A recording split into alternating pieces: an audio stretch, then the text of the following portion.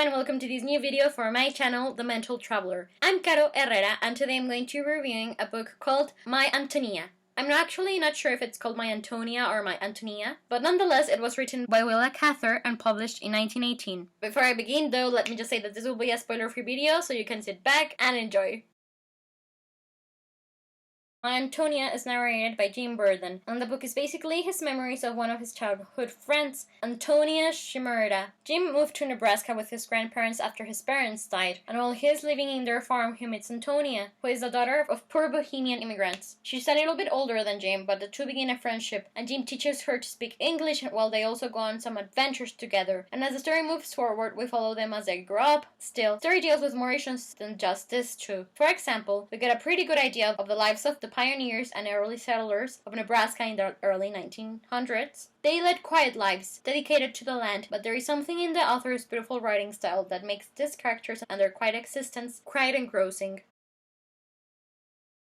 Okay, so I give My Antonia a 3.5 out of 5 stars review because despite the fact that I enjoyed it, it didn't capture my heart, my imagination, or my attention the way other historical fiction classics have done. I really actually just enjoyed it more for the sake of being a lover of classics that I know are gonna be good, but not because I actually found the story as a whole that entertaining. Still, as I pointed out, the writing style is good, and I like the fact that the story begins with Jim and a friend remembering their childhood and the impact that Antonia had on their lives, because it kept me guessing as to what Antonia was going to do to have meant so much to them. So yeah, in the end I think that My Antonia is a good book, but not a great one. Still, it's not its fault that I prefer epic historical fiction romances to these more quiet, realistic stories. But it was a soothing read, and I'm glad to have read it, and I took so many pictures with this book while I was on board the cruise or in Puerto Rico, in St. Martin's. But yeah, just to wrap it up, I think it's a good, relevant story about people wanting to achieve the American dream.